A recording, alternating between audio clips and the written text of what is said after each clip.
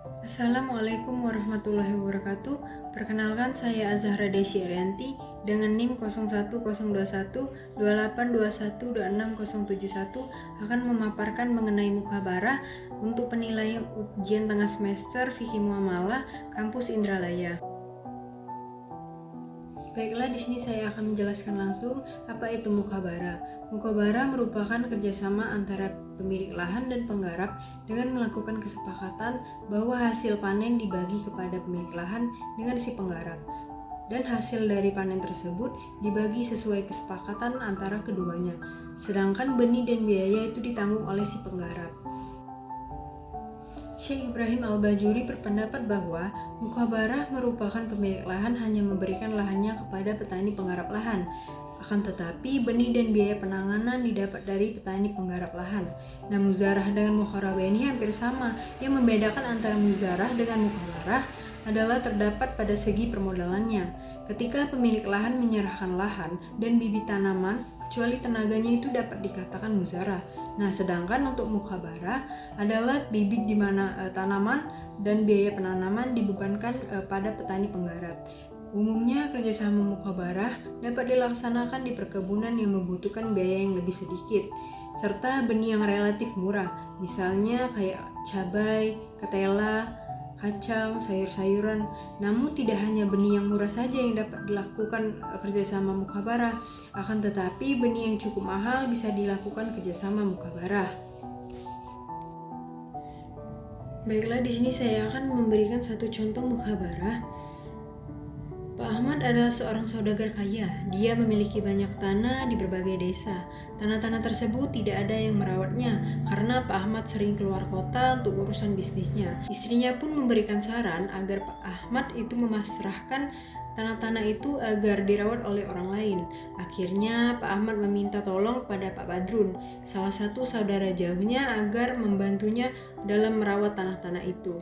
Pak Badrun hanya perlu menanamkan bibit-bibit yang telah dibeli oleh Pak Ahmad dan merawatnya hingga panen. Jika waktu panen sudah tiba, sebagian hasilnya akan diberikan kepada Pak Badrun.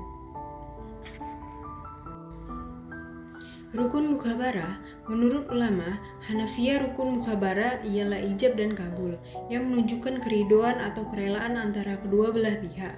Ulama terdahulu sudah menetapkan rukun dan syarat yang harus dipenuhi dalam melakukan perjanjian. Jika rukun dan syarat tidak dipenuhi, maka perjanjian tersebut dianggap batal dan perjanjian kerjasama menjadi rusak. Nah, rukun-rukun tersebut antara lain ialah A. Pemilik tanah atau lahan dan petani penggarap. B. Benda yang dijadikan objek. C. Itu modal. D. Ketentuan bagi hasil harus diberikan sesuai dengan ketentuan akad mukhabarah dan perlu memperhatikan aturan bagi hasil seperti setengah, sepertiga, kurang lebih. E. Peralatan untuk bercocok tanam. F. Itu ijab kabul.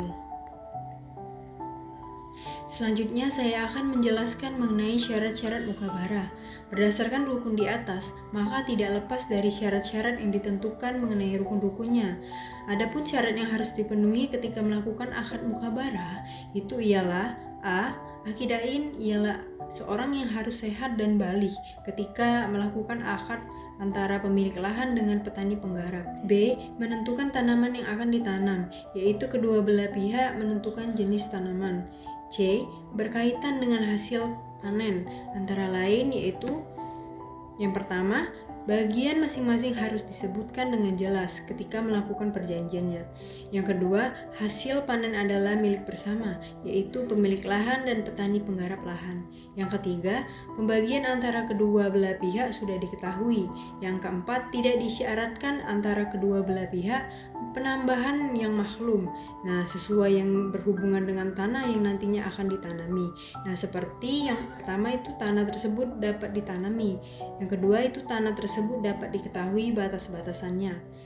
Nah, lanjut yang kelima, jangka waktu dalam penggarapannya. Nah, jangka waktu dalam penggarapannya itu yang pertama, jangka waktu penggarapan yang sudah ditentukan. Yang kedua itu waktu memungkinkan untuk penanam tanaman yang dimaksud. Kelebihan dan kekurangan mukhabarah. Kelebihan mukhabarah adalah petani tidak perlu mengeluarkan biaya sewa kepada kepada pemilik dan biaya lain seperti perbaikan lahan, pajak, dan zakat.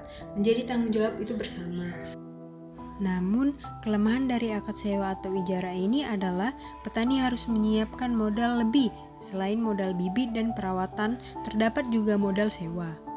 Dan seluruh biaya terkait pengelolaan lahan menjadi tanggung jawab si penyewa. Adapun kelemahan akad kerjasama bagi hasil mukabarah ini adalah kurang menguntungkan bagi petani karena keuntungan dibagi bersama-sama.